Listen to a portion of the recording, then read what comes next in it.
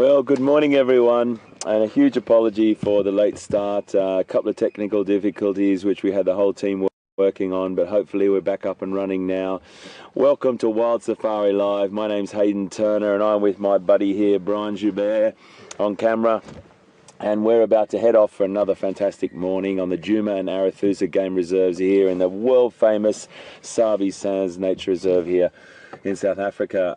Pete is out looking for Q, the male leopard that he was on yesterday. We've just decided to come down to Buffelshoek Dam to have a little bit of a look. It's a beautiful morning, 15 degrees, about 60 Fahrenheit, so that for us is a little bit chilly. We've all got the jackets on this morning and we're all feeling it. Eyes are streaming as we're driving along. For some of you, some in parts of the world, you probably say that's like kind of tropical, but for us here in Sabi Sands, it's a bit of a cool morning. So I've losing my voice as well, so excuse me coughing and spluttering now and again, but we'll get over that as well. Yesterday was an interesting day. We had a nice little leopard sighting, lots and lots of ellies yesterday, elephant, which I know everyone loves. So we'll see what the morning brings. I'm just going to drive up this area. This road in front of us here is what we call the Buffelshoek cut line. So there's one private nature reserve that side, and this is Djuma on this side. So we use this road quite frequently to get up to the dam. And I'm probably just going to head up there now and see what happens. If you'd like to ask us any questions, please send your questions to questions@wildearth.tv, or you can tweet us at hashtag Safari Live. And those questions are fantastic because this is all about you interacting with us and us interacting with you. The whole program is about us talking together, being on the vehicle together and having a fantastic time in the bush. So without further ado, that magnificent sunshine is coming through, which I'm very happy about, Brian. Oh, me too, me too. We did have a little shiver on earlier, and we'll get on our merry way.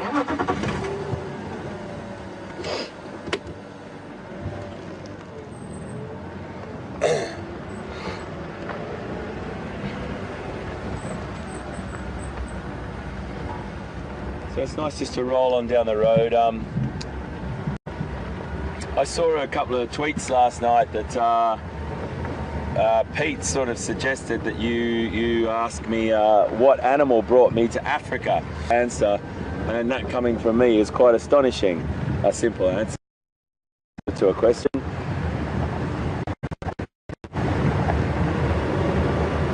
Just get through this bit because it's a little bit notorious here for a break-up in the signal.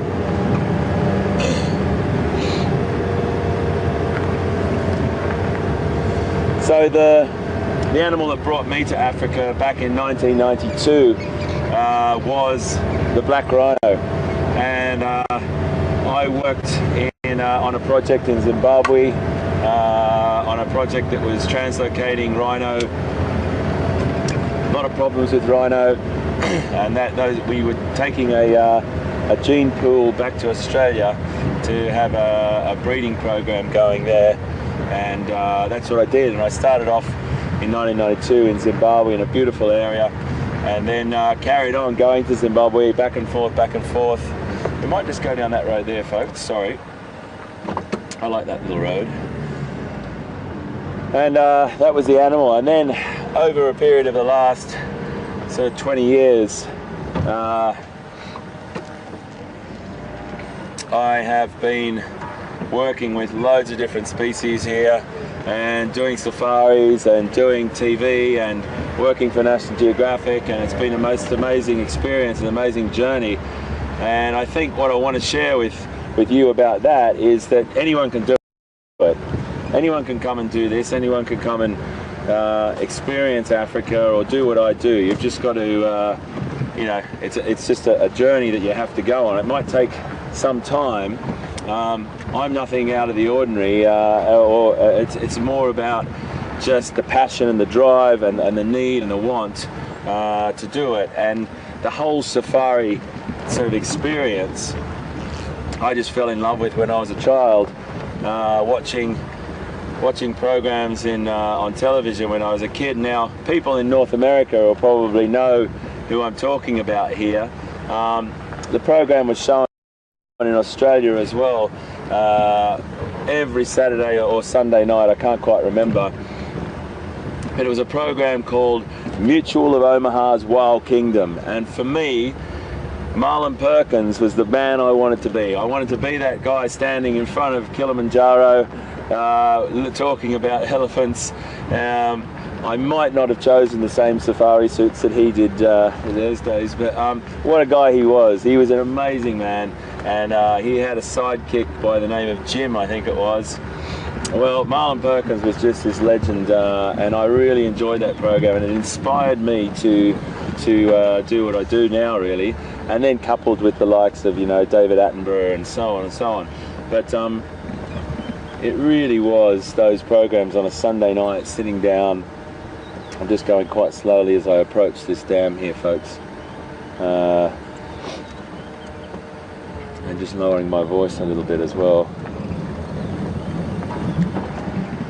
Now, when you lower your voice, it might not really have that much of an effect because they hear the vehicle coming anyway.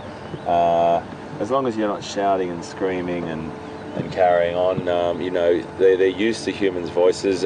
Most of the animals are very habituated to human voices, and it's not really a huge issue as long as you're not, as I said, screaming and carrying on. So in a nutshell, folks, that whole journey for me was through a fantastic program called Wild Kingdom, and I'd never forget it. It was one of those programs that just inspired me as a child to get out and get across the other side of the world and follow that dream. But here we are now in present day on this magnificent reserve. It's pretty quiet here this morning, but anything can happen at any time in the bush, and I think that's a really, really lovely anticipation that you constantly have inside you. You don't know what's around the next corner, and I say it all the time, and I know it's a bit of a catchphrase that I use, but it's very, very true. So many times Brian and I and VM and I have been driving around the reserve back in November, and sure enough, it's a bit quiet, and what happens? Leopard walks out, or you drive onto line. I remember one day I was with VM, and the guys that sit on the back, you know, the cameramen are just the most incredibly important part of this process, because they are your eyes in the sky. They can see a little bit higher than you. And I remember VM saw this tail flick of a lion just along that road. Actually, we came by then, and we were first on the location, and VM found a pride of about 9 or 10 lions on a buffalo kill, and we stayed with that buffalo kill for about 3 or 4 days. So really important. We all work as a team. Pete's an incredibly wonderful guy to work with when it comes to, you know, he just brings you in. He just knows what you love, and I know how much he loves leopard, and I really wanted to try and help him find that leopard last night, but we didn't have any joy. I think it's all working as a team, working with all the members of the crew and working together. I'm just going to stop talking for a second while we go through this dip.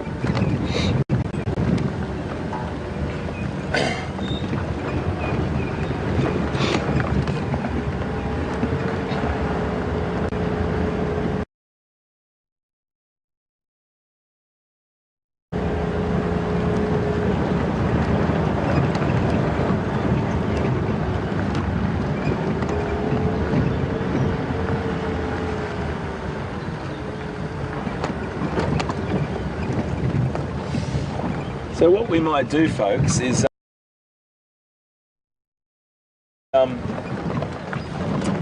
we're just going to have a little poke around here, put our nose into these little roads, and whilst we're doing that, we should cross over and talking about Pete. We should go over and see how he's going this morning.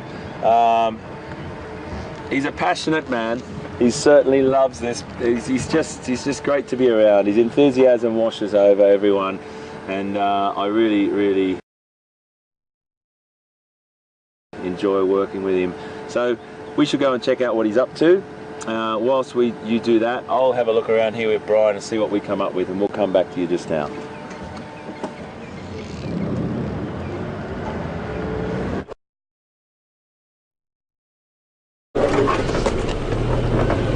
Well, good morning, everyone. I'm actually going to stop for a second.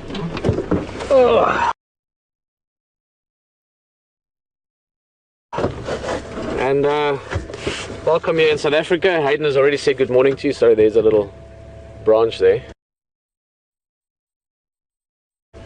We've been off-roading a bit already, as we can see. Guys, welcome here to Djuma. It's lovely to have you on the vehicle. It's a beautiful morning, nice and, I wouldn't say cold, but certainly cool, nice and crisp. So lovely way to start the day. Also good for wildlife generally when it's cool like this. As the day warms up, you get activity going into the first, even the second and third hour of the morning. So looking forward to seeing what we can find. My name is Peter Pretorius, and it's as always a pleasure to have you as the guest on my vehicle. And behind the camera is Andrew. And we are looking around. You might even maybe not see the movement. There's one other vehicle looking around here as well. Yesterday, we had some reports of Tingana, the female leopard, the daughter of Karula, that was in the area, but I haven't seen it. You can find.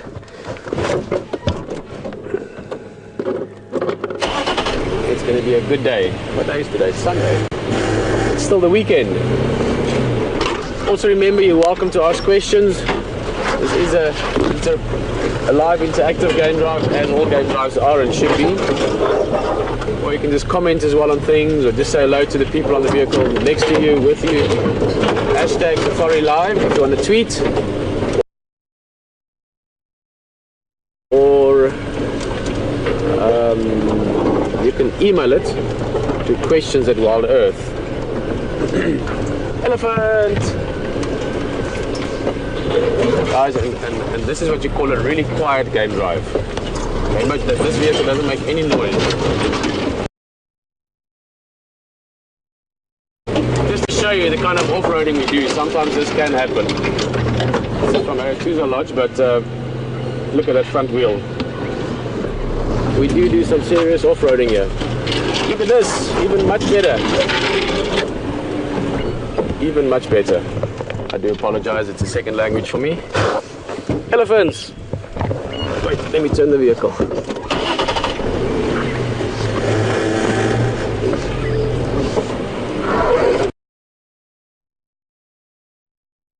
It's really nice. It's a little herd, two large females, a couple of medium-sized ones. That female there, the one that's busy suckling the calf, that could possibly be her first calf.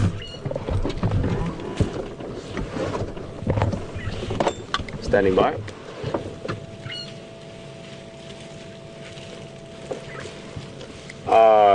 Kom eens net.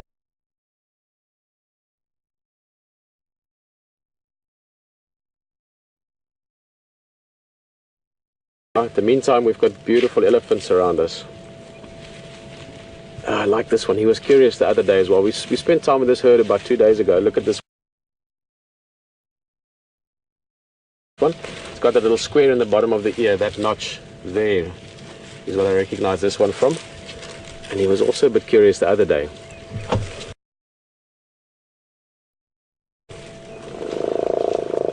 Look at the baby. This is the same baby that gave us the mock charge the other day as well. Hello. Morning, guys. Good morning. Look at this. Hello. Hello. Are you a bit curious? See, they're busy eating, but they are curious as well, so coming to have a look. Hey, little guy. And the little one obviously feeding.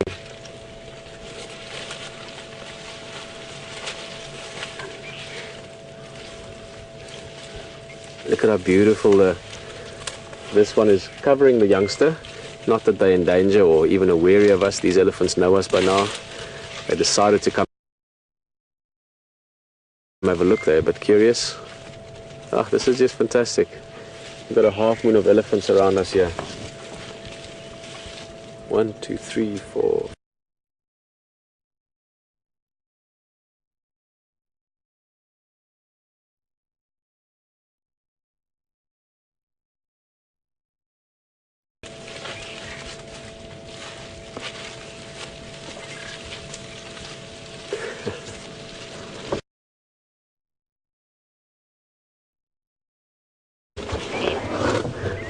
Guys, elephants spend a large part of their day feeding. 16, 18 hours, 20 hours even. Not physically eating, but in the process of feeding. I mean, they pick a twig here and a branch there and some leaves there and some grass there and dig out the root, you know, so it's a constant process. A lot of the feeding, especially in summertime when it's very hot, they're very active at night as well. Very active meaning they're not running around, but just slowly going about their business. And this baby would still be drinking milk as well, would still be suckling, but also already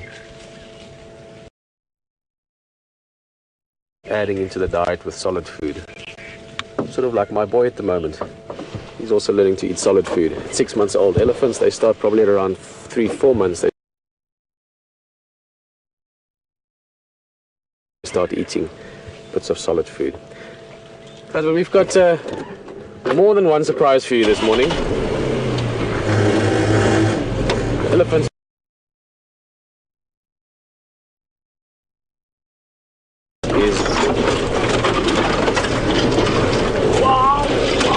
Wow. Sure, guys. Prepare yourself for a postcard moment. Insane.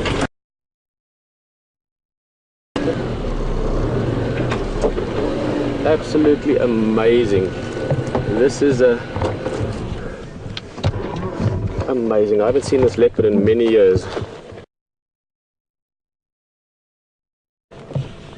There's another leopard there. Yeah. I see ya.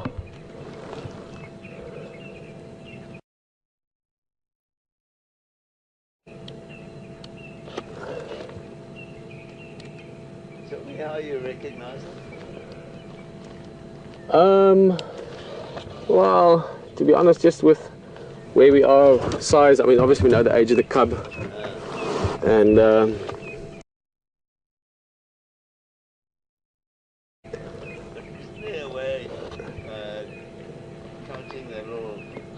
closest to the nose or the... Yeah, no, the whisker spots there. Guys, Neil was just asking, I don't think he's seen this leopard for a long time as well.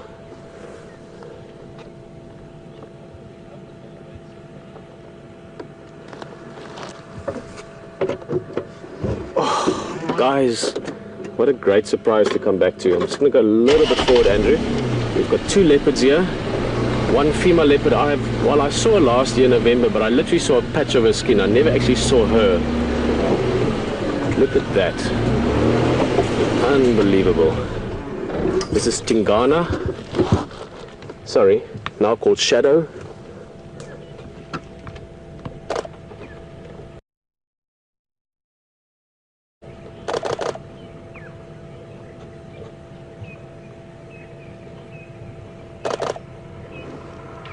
Oh, okay, awesome, Andrew. Could you see that enough? I just want to show the kill quickly. I'm going to try and show you that again later on. That's the kill. Don't get a fright, it's not a leopard they've killed.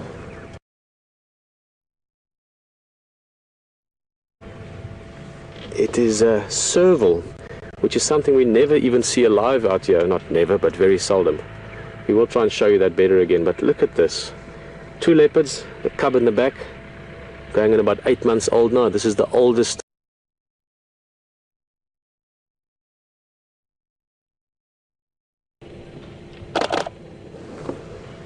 Oh, beautiful. Not a very big cat. Her sister Tandi. Now these two leopards, sorry, just to explain why it's sort of reuniting for me. I knew these leopards very well when they were growing up. This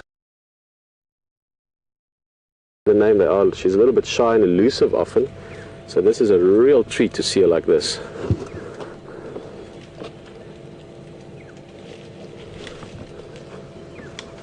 Amazing. Small leopard, not very big. Oh, look at that.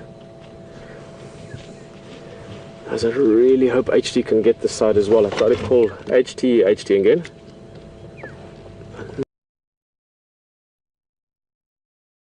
I would love to see these leopards. I don't think he's ever seen Shadow. Confirm, Hayden.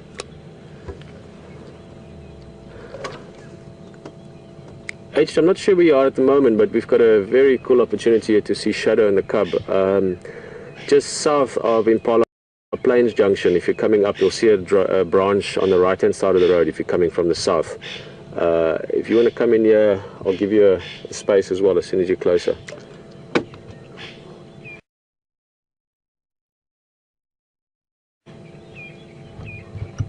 If you're not got anything specific, maybe just come straight this way. I'd love for you to get opportunity to see this cat. And they've also, interestingly enough, killed a serval.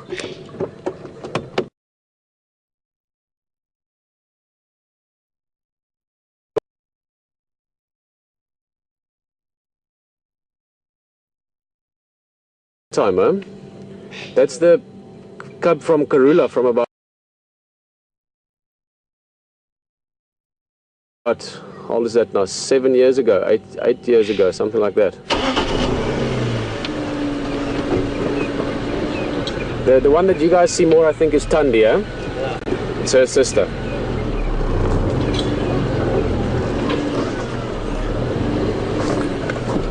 We'll try.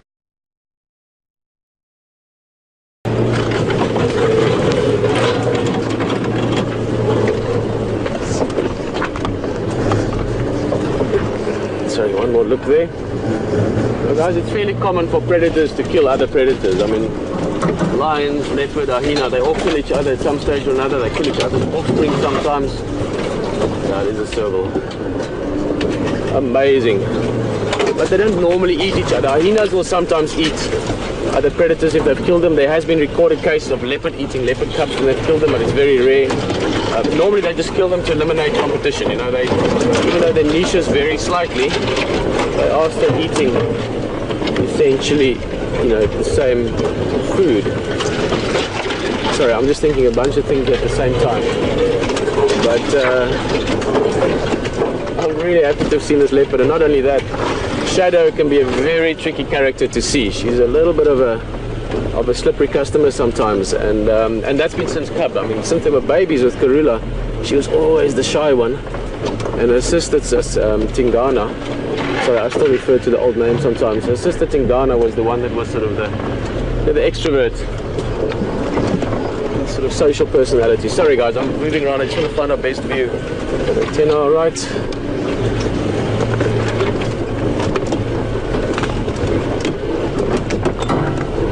Bobs again.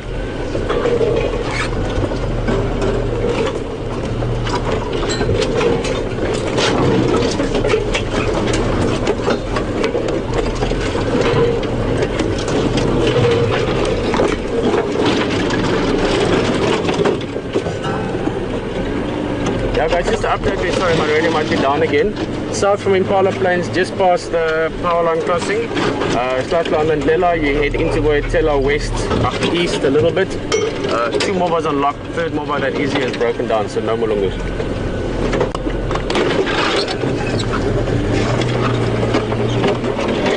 As it's going to slowly. Now the strange thing with Shadow is she's not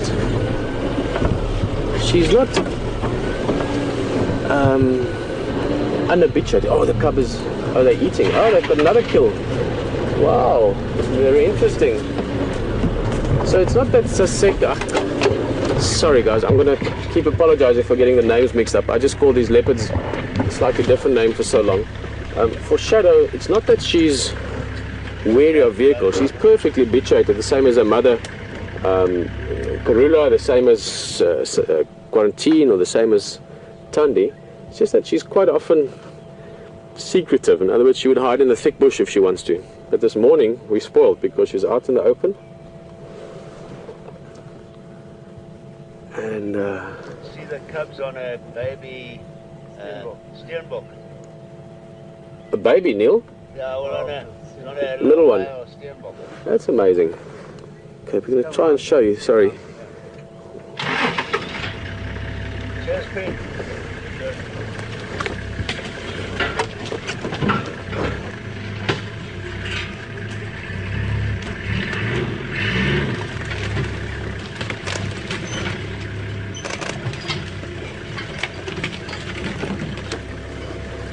Alright, I think let me catch up with myself here. It was one of those things where lots was happening, and I really couldn't believe my eyes when I saw Shadow up on the branch like that.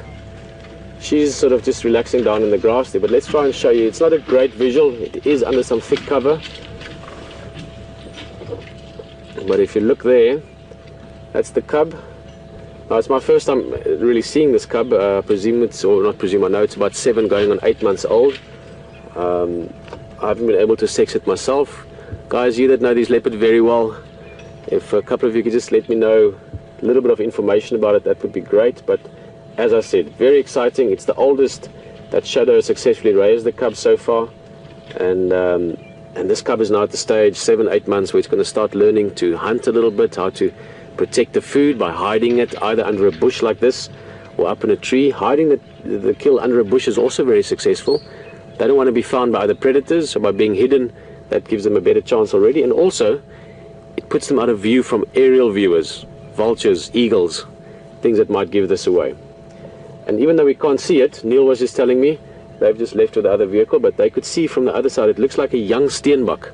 So not a very large kill, but enough certainly for both of these cats to get a decent belly full of food.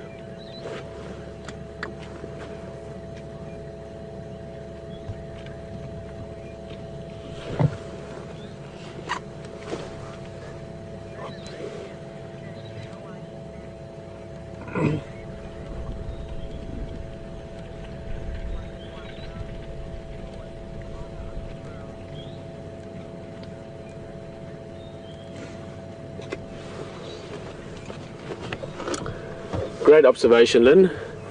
Good morning. Well, good late evening for you in Michigan. Lynn is just asking a question based on observation. And those, you know what, back where I'm training up some guides for what we do now, and it's something that in my early days of guiding, my great mentor and great friend, Bernard de Klerk, and later on Gus and those guys, they always said, you know, if you could talk about what is actually going on, if you could observe and then understand what's going on there, that is much more interesting than just the pure facts. So Lynn is saying she's noticed before and seeing it again that Shadow is not putting the kill under up in a tree like we would see often with the other leopard, and just asking why. But we going to discuss that again shortly, because I think that's a great question. So just give me a few seconds, Lynn. We're just waiting for a few more people to join us, and I want them to hear it as well. First light coming through now, beautiful. Look at it, just almost like a little beam of light right on Shadow there, which I guess you could call ironic since her name is Shadow.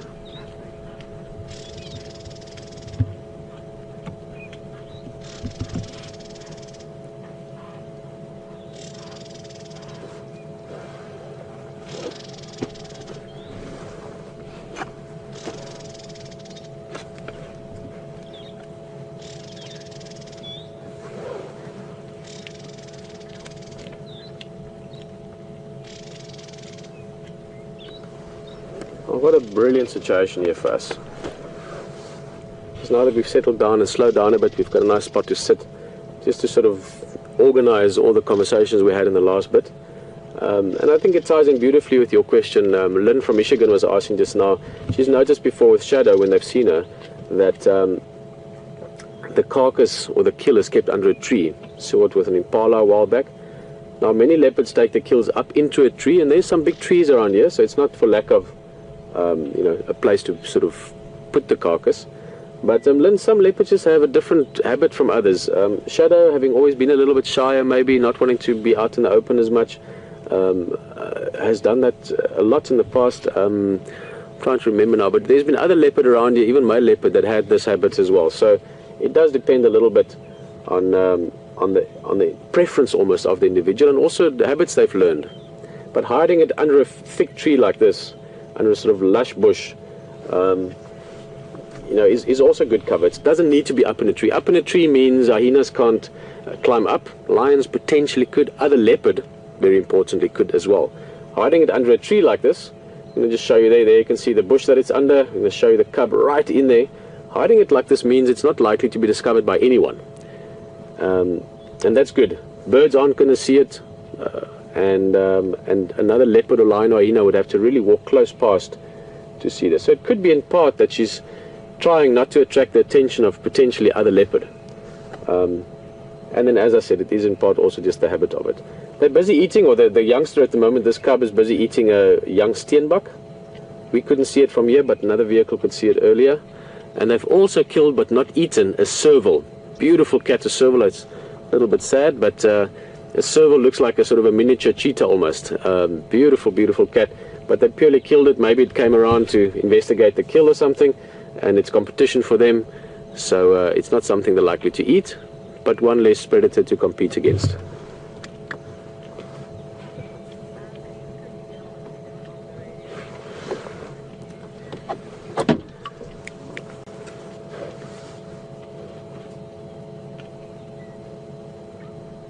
HT for Peter.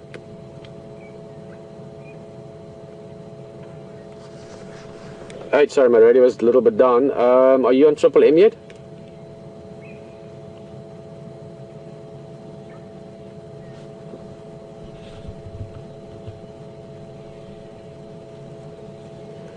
Yeah, keep going to Triple M Junction and then turn up towards the north. And if you're going along a ways before you get to Impala Plains, but you'll see it clearly, you'll see the vehicle tracks turning off to the right. So back into Voyatella off Triple M, there's a little branch as well. And then as soon as you start turning in there, you'll start seeing us.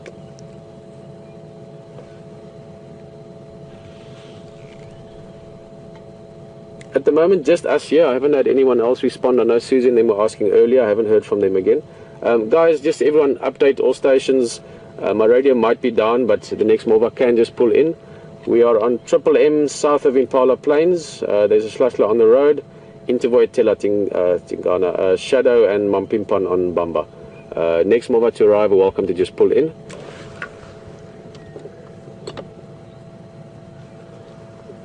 Sharp Ephraim, is the lineup at the moment?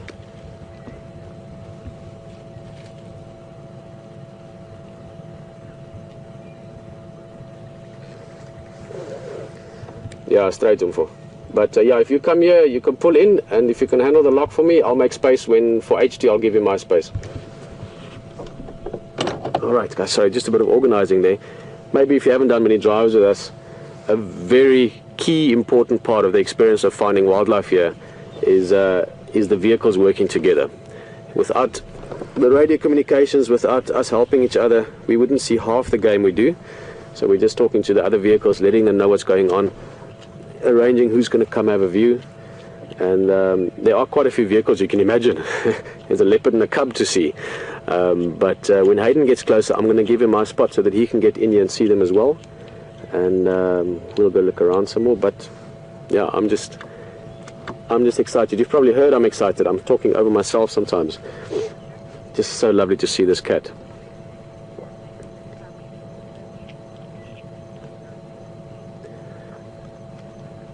Good question as well, Renee. Good morning. Renee is just asking if this is maybe the cub's first kill. Let me just put this into perspective. This cub is about 8 months old now. This cub would it's highly unlikely that it would have made the kill. So this would have been mum that made the kill. Probably not even with the cub with her. Maybe the cub was hidden somewhere and then would fetch the cub and bring it to the kill. Although at 7-8 months, the cub will start joining the adult for the hunts as well, just to start learning. But not likely that this kill was made by the cub. But Renee, also at the same time, not impossible. There was an amazing case a few years back with a leopard cub that I think the mum was killed. I forgot the details. Some of you guys that follow all the leopards of the Sabi Sands would know the story. But the cub ended up being on her own or his own. I can't remember the sex of it. This is just a story from years back. And I think at 8 months it was solitary, and it survived. It managed to reach maturity and go on. So it's not impossible for a leopard cub to survive at 7-8 months on its own, but very, very tough order. But This one doesn't have to worry about it because he's got a fantastic mother in shadow. She's got the genetics coursing through her veins all the way back to Safari, the female that I know, which was Karula's mother. So that would be Shadow, Tundi, Q, Kunyuma, Mishon and Duna, other leopards we knew very well. That would be the grandmother to all of them.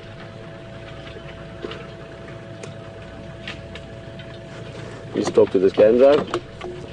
Ephraim, if you go a little bit to your left, you'll get I think you get a good view where Neil was sitting other side from me.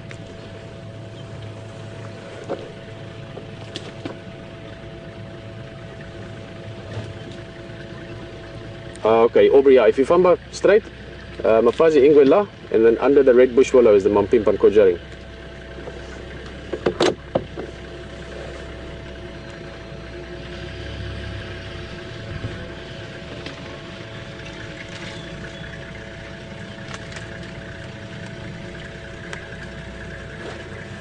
Guys, I see HT in the distance, and HT, you got the turn off there, yeah. Just come in there, mate, and then if you come around the termite mound, you can take my spot here. Ah, I know that Hayden's got a little surprise around this leopard for you as well.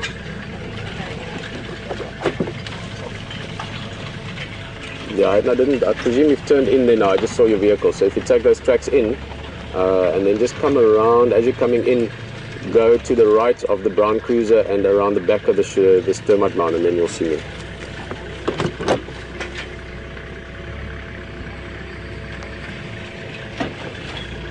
So lots of different planning here, but as I said, there's a little surprise that HT has got in store for you guys surrounding these two leopards, specifically about the one that we're looking at now.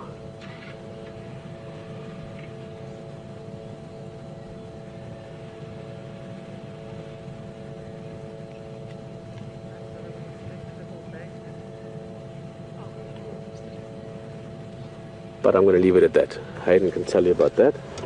Because I think what I'm going to do is from our side, at least for now, I'm going to say goodbye to these two leopards. I'm just super, super happy to have seen Shadow and the cub, and to have seen them so absolutely beautifully out in the open. And by the same token, happy that HT can come and have a look as well.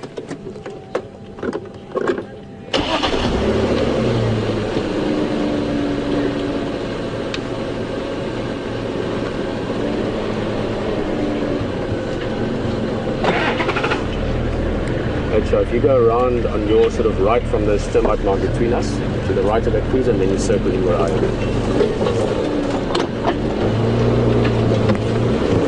Awesome, awesome, awesome.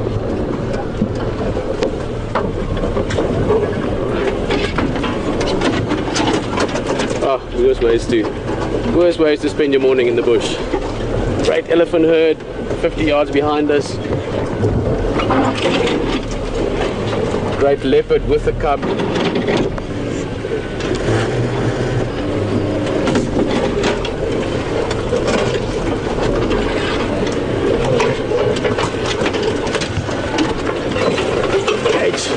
Mate, how amazing.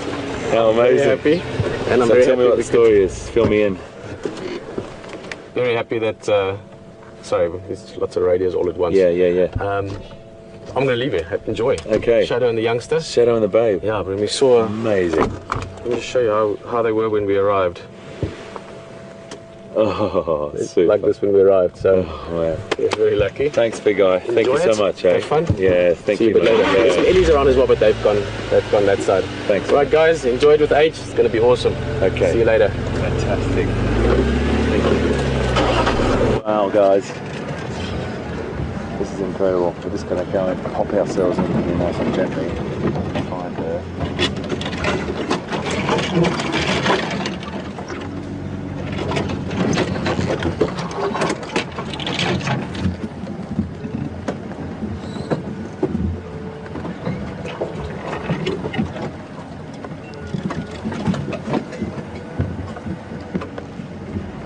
So just behind that little tiny bush there, it's a little bit hard to see here. And I'm just gonna turn the vehicle off just to get her used to us. I don't want to disturb her. I don't want to get her to move, or I would never get her to move, but accidentally make her move. So you can just see through there. And I know that the image isn't absolutely clear for you because of the vegetation in front, but the most important thing is that we just get her acclimatized to the vehicle. They are very, very conditioned to the vehicles and habituated, as we've always said, but you know, if you drive a vehicle up really close, obviously the animal's going to move, and that's not what we want. Now, I think the cub is there as well. I'm not sure, I can't see from here. So we're just going to sit tight. What the situation was then is Pete has given up his spot for us to come in, and what a honourable thing that was to do. That was just so lovely of him, because you know we have to manage the vehicles on a leopard sighting, so everyone gets a turn, but there was quite a lineup.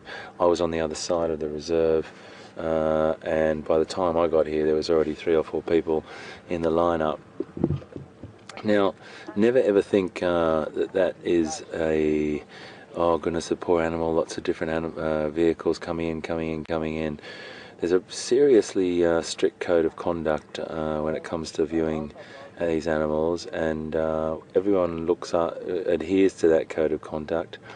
We stay the correct distance, we make sure we don't disturb the animals, and it's really a great thing that people do adhere to. So please always know that the animal's best interests are at heart for us, and we'll make sure that as many people can see these beautiful creatures and know how important they are, where they fit into the ecosystem in the big picture. But back to Shadow. She's got she hasn't had the best of luck in the past with her raising her cubs, sadly, but she's doing her best, and I think this cub that she's got at the moment, I'm not sure if the cub's here, but I think the cub that she does have is getting to a better age than the rest have, and I just want to try and get you a better image of it, Brian. But let's just let Ephraim over there get into position. He's a wonderful guy that just pushed us to the side and let us in now. So, Shadow. This is the first time I've seen Shadow since I've been back. I only saw her a couple of times in November. She's quite elusive, but she's becoming more. Sightings are becoming more frequent as she's getting more confident. I suppose when she had that cub, she laid low. But there's been some lovely sightings. The guys, Scotty and Brent and the others have told us about some of the beautiful sightings they've had with her. So we'll see what goes on here. But the intelligence is that she's killed a serval. Now, servals are really interesting. Another interesting feline in Africa that you don't see very often. It just goes to show they will hunt other carnivores or other predators. They're opportunistic, and they're quite incredible. Nice big yawn there.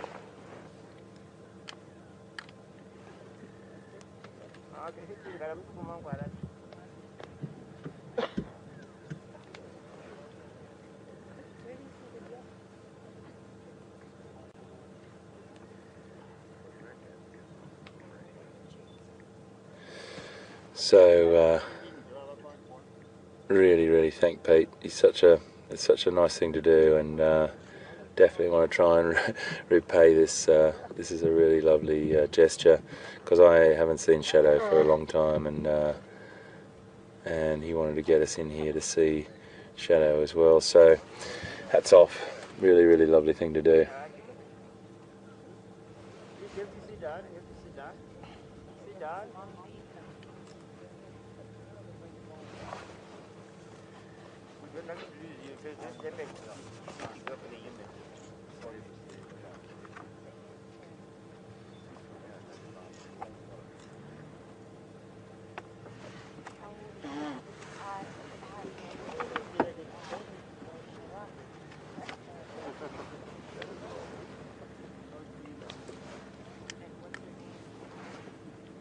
This one, the name is Ifram.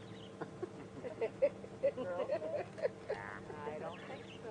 Sure, he's the one. Calling Ifram is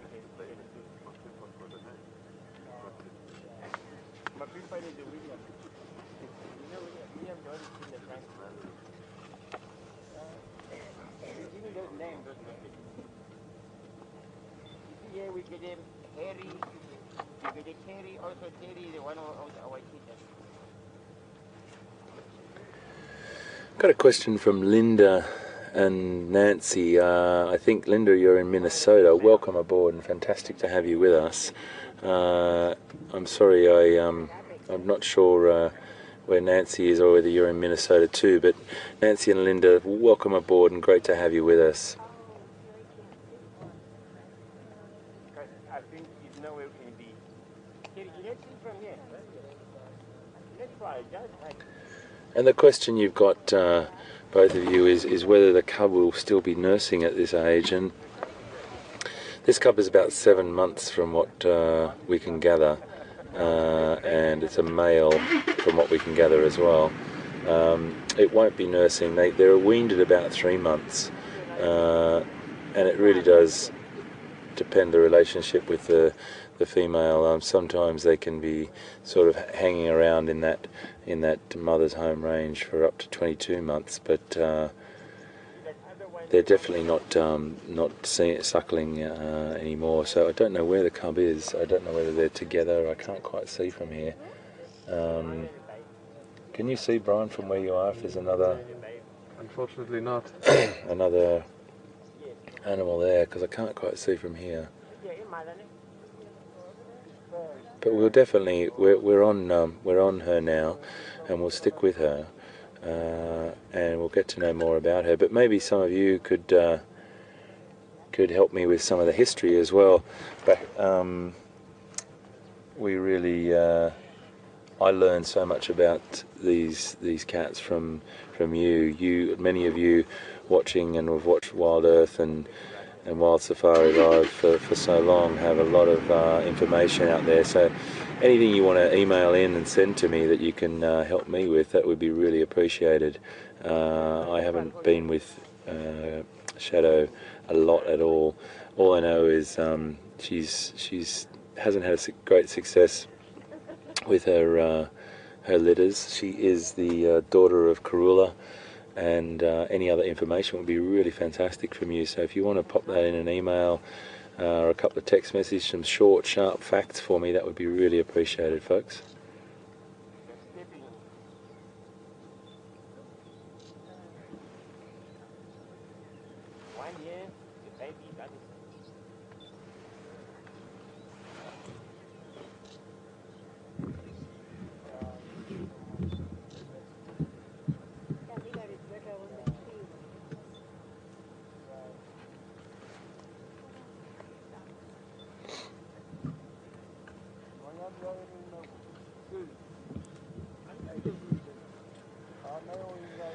I got some questions from Dara and Anna in the United States, and I think your question is that can the cubs climb trees, or how well can they climb at this age? Well, they can climb pretty well, that's for sure. They can climb pretty well when they're very, very young, as they do go up into trees, smaller trees, particularly like the size of the one you can just see at the top of the screen. They'll be testing their ability, gaining their strength. But as time goes on, at this age, they definitely are great at getting up into trees. Wouldn't be able to, of course, haul up a kill like an adult could, but they practice and practice and practice, and would be still following her mum around and practicing as time goes on. But they're fantastic climbers. It's just instinct, and it's just in their genetics to be able to, and their ability to climb trees is astounding, absolutely astounding. I saw some pictures that Brent showed. I think it was of, can't remember whether it was Mvula, Tingana. I think it might have been Djuma actually, but he was right out in this dead tree on the most incredibly sort of fragile-looking limbs, and Brent was telling me that every time you take a step, there'll be a limb crack, and they do have this great ability to climb. It's really spectacular to watch too.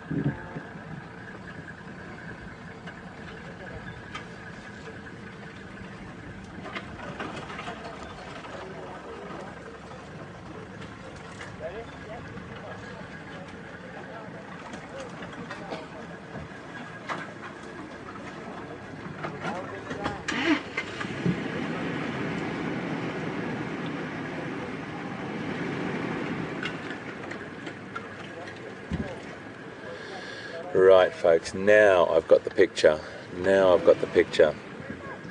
If you have a look, Brian, in the position you're in, that is Karula.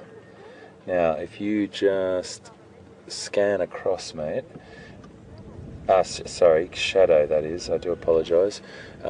If you just pan around to the right, and under this bush willow here on the right, I can hear the cub just under in there. Keep going, keep going, keep going.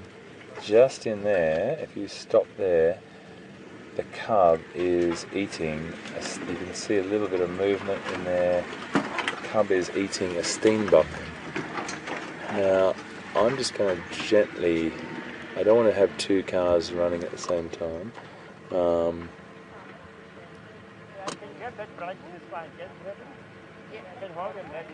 It's really hard to see, Brian. Yeah, I can see it there. It's just in there, and there is the cub. So we do have both the animals. How fantastic is this? Wow, wow, wow. This is beautiful. We're obviously going to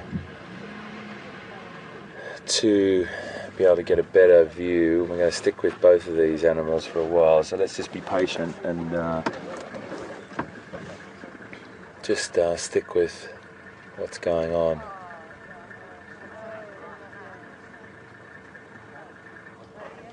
The other vehicles have got good views from the other side there.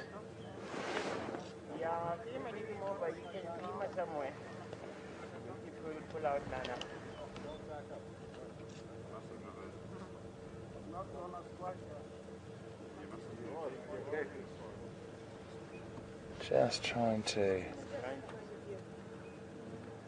So that is Shadow. She's keeping an eye out, and her cub is eating a steenbok. This is fantastic.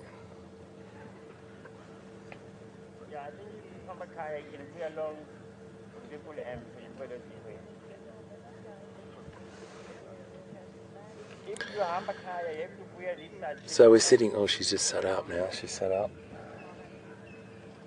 we're sitting with Shadow and her cub, and this is what I've been waiting to see as well. I've really wanted to see these two. They're a little bit elusive. Shadow doesn't have a fantastic history of raising her cubs successfully. This cub is about 7 months old. She's the daughter of Karula, and the cub is over under a tree eating a steenbok at the moment, which is a small antelope. Really nice size little meal for the cub, and she's keeping an eye, a really close eye, because as everyone probably watching knows, there's inevitably going to be an arrival of, well, not inevitably, but more than likely an arrival of our friends the hyena. There's normally hyena trailing these guys after a kill. So she's just keeping her eyes open, looking around, making sure, because if there was an opportunity, a hyena or wild dog would potentially take her cub and even her. So it's a really dangerous situation for her to be in. Every day is a dangerous move. When you're coming out, your cub is under a tree eating, devouring a steenbok, and you've got to keep your eyes peeled for any other predators approaching. The gestation period is around 90 to 100 days, and as I said, the cubs are weaned about sort of 3-ish months on, and it really is a matter of then just survival and trying to get through for these guys. Got a lot of predators on the reserve at the moment, a huge amount of predators, so we've really got to keep our eyes open, and that's exactly what Shadow is doing right now.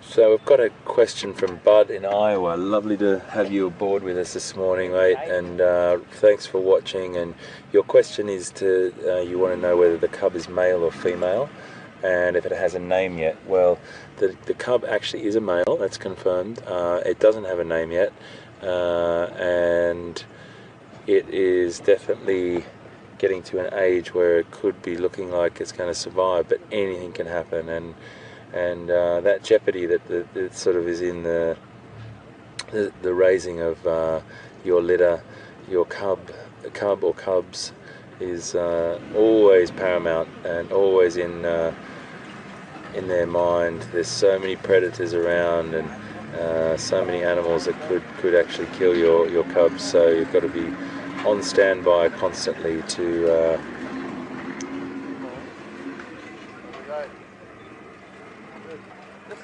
We landed these things last night, but we don't even get to view them. Sorry, mate. I said we landed these buffaloes in the Matuan the whole day yesterday. It's the first time we get to view them. We got in here last night, whatever, that happened with the Morva. By the time we can even get into here this morning, 5,000 vehicles is pushing me out. Cool, man. Take this up. Just talking to one of the other guides, and he's just been waiting for a while to see. They've been tracking these guys all day yesterday.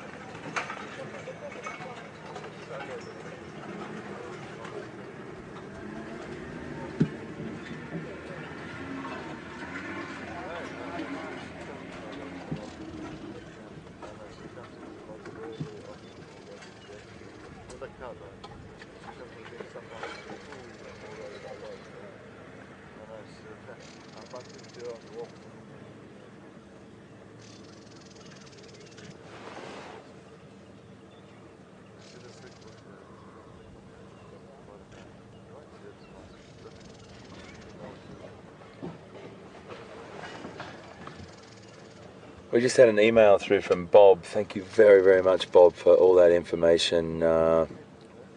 Really great. Oh, look at her. She is so beautiful. She's picking up the scent of something. Really, really fantastic, Bob. And Bob's given me great information about, she is the granddaughter of Safari, the daughter of Karula, and this is her longest living cub, so we're really excited about that. Look at her, she's so beautiful. She's definitely picked up the scent of something.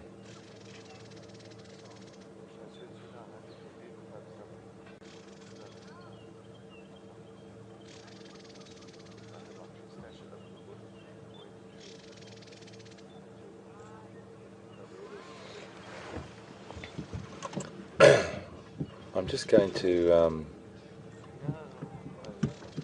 see if we can get a little bit better view of the cub, so I'm just going to try and reposition the vehicle and see how we go. Obviously don't want to disturb her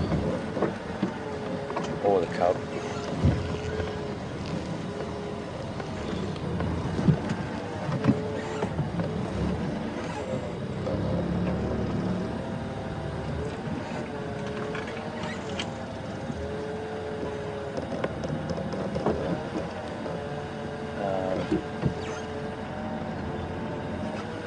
See her there, Brian? Can you see? You can just see her.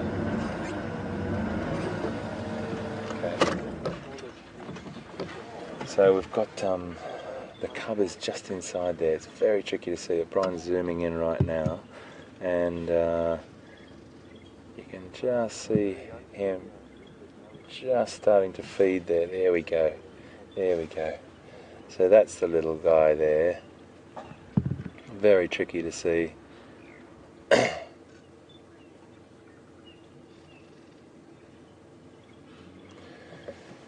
The radio communication in this area at the moment is really, really difficult to hear the radios at the moment, so I can't really pick any comms up from Pete, but for some reason the spot we're in, folks, is really, really tricky to pick up even the radio comms from the guides or anyone. So we're sort of just sitting here on our lonesome at the moment. We've got another vehicle that is just there on standby,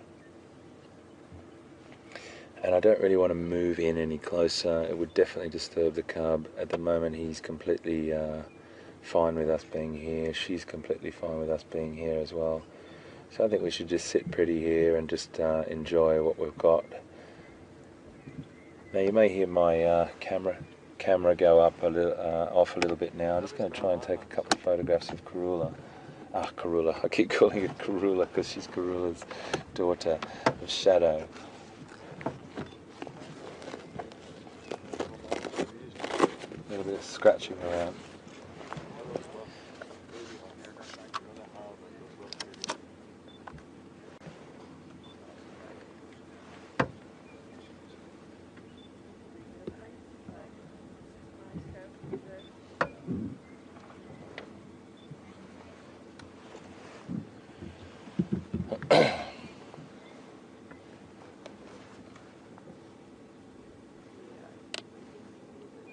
So I'm just going to try and take a few photographs, folks. If you do hear a bit of clicking carrying on, I do apologise. It's always good to just try and get a couple of ID. And what we do is, you know, as when we're doing this job, we try and pick up as many photographs as we can, because when we go back to wherever we come from, they're great to have an ID when you need to just brush up on who's who. It is very, very difficult to ID leopards if you're not with them constantly, but there is a technique which we talked about the other day, and if you go onto the Wild Earth Facebook page, you can see the techniques that is used by scientists and avid leopard specialists and researchers with the spot pattern on the top whisker row of their face is normally unique to each individual leopard, but for us, sometimes it's really great just to be asking you. That's what this is all about. You know probably more about these leopards than many of us because you've watched these leopards for many years, and that's what the fantastic thing about Wild Safari Live is. We can interact with you. You can help us with the IDing of the leopards, and it just makes the whole process and the whole encounter much more interesting and much more interactive. We get the conversation going, and I learn loads from you about these leopards, and it is always really, really exciting when you get the chance to be with a mother and cub, and really exciting that this cub has gotten to the age that it is.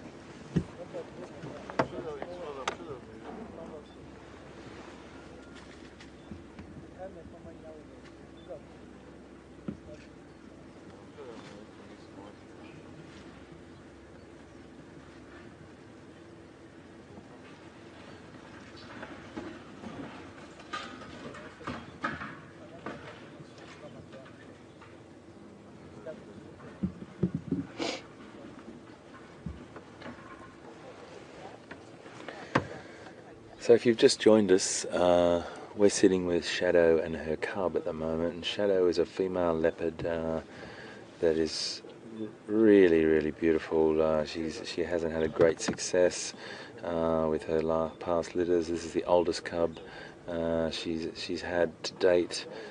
She is the daughter of Karula, granddaughter of Safari, and a really, really beautiful, beautiful leopard. A little bit shy compared to the others, but she's really in good form this morning. I don't know if you can see the back of her head there, Pete. Bri. But really delicate, just moving around to the left. She's just sitting down over there. A much more she's looking around, lovely. I don't want to move any closer just because, or move the vehicle again, because we're in a lovely spot here. But she's the features on the females are much more delicate, much more elegant, I'd probably put, and the males have got a much more buffier, square, chunky head. But really beautiful. At a glance, if you saw her at a glance and you're in the bush, you could mistake her for a cheetah, just the back of that head there.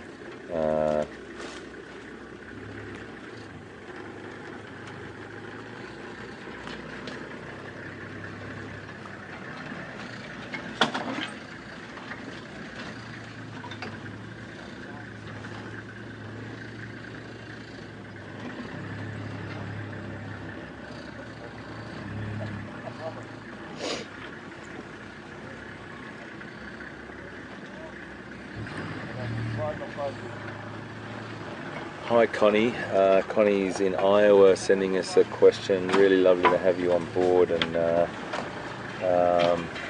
thank you for your question. It's a really nice concept and a great sort of philosophy or theory that you've got. Would the eating the prey on the ground lessen the risk of the scent being carried and other predators or scavengers picking up on that? And I think I would say the answer to that is yes, Connie. And I think your theory is well substantiated with what I've seen in the past.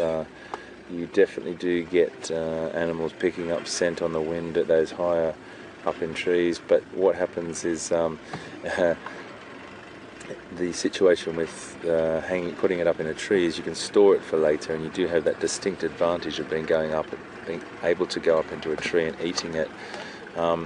The height or the trees that are around here aren't quite big enough for her to do that, and there's no sort of good trees for her. She would have had to drag that kill quite a way, or carry that kill, sorry, quite a ways to get it up into an appropriate tree, and it might have been too high. Well, I'd probably say that a cub would have been able to get up there as well, but I think they just wanted to get into it as quickly as they could. But nice theory, and I think I'd go along with that for sure. But really, really nice to think strategically like you're thinking there, Connie. So thank you very, very much for your question, and hope you're enjoying the drive this morning.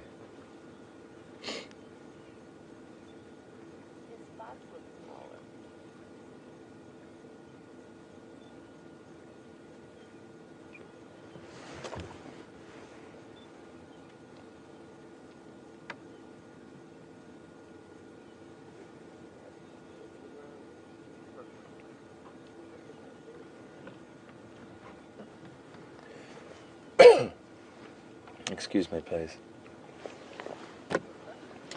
A question from Elizabeth in Minnesota.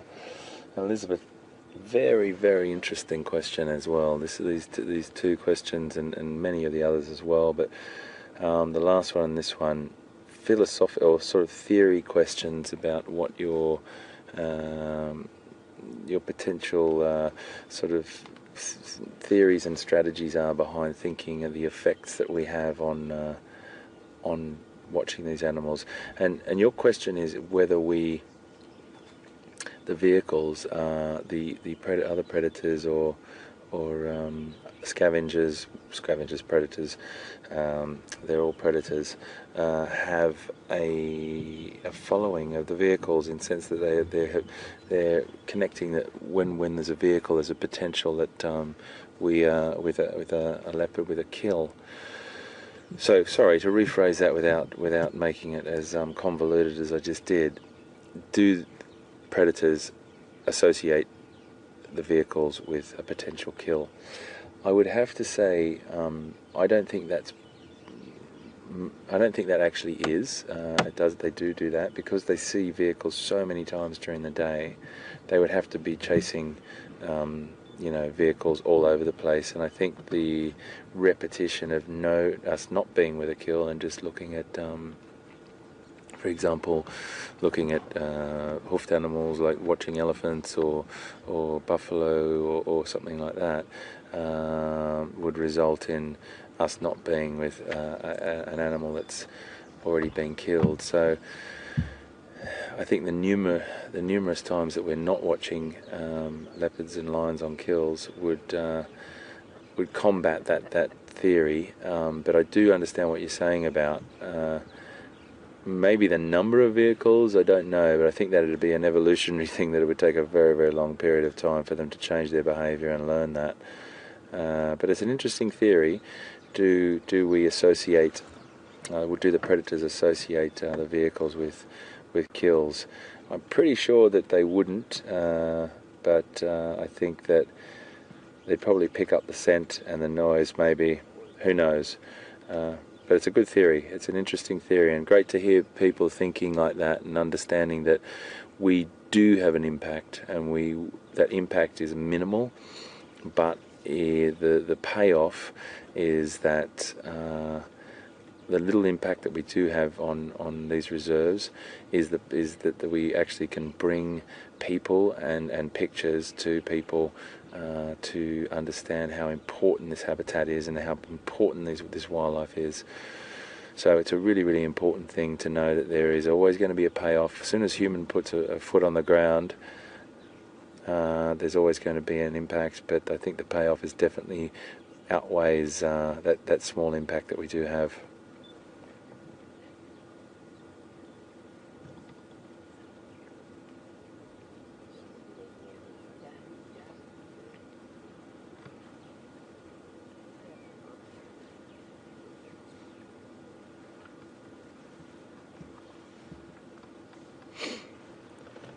The whole tourism wildlife sort of conversation is a really interesting one. You can't have one without the other, in a way. I mean, these protected areas, one of the reasons why these protected areas are here is because of tourism.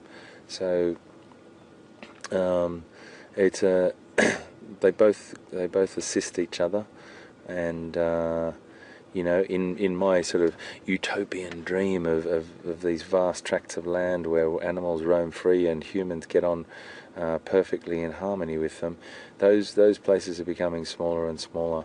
So we do need reserves like this, we do need tourism like this, and we do need those to go hand in hand, and that's why we're sitting right where we're sitting today.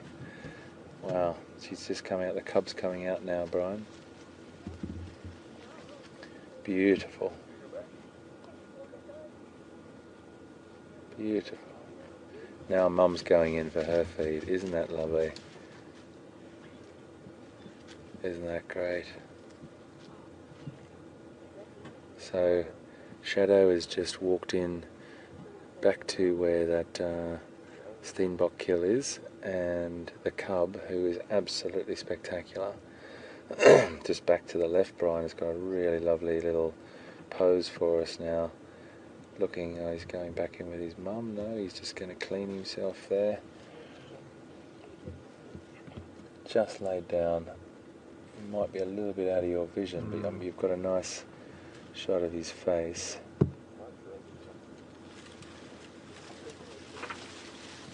And now Mum's dragging out. Mum's dragging the kill back out and around. And she's going to have a bit of a feed on it herself. So great behaviour to watch here, folks. Really nice. Shadow has just sat there and kept an eye out for her cub, whilst her cub has devoured as much as he can eat. And now she's going in to finish off and eat as much as she can. She may store it up a tree. There is a couple of smaller trees around to the side here, but once they've finished eating as much as they can, I think the carcass will be easy enough to carry, and we'll just see what happens. But we're going to stay with them. We're going to be right here, and we're going to sit with these two beautiful cats, and I'm pretty sure you're all fine with that.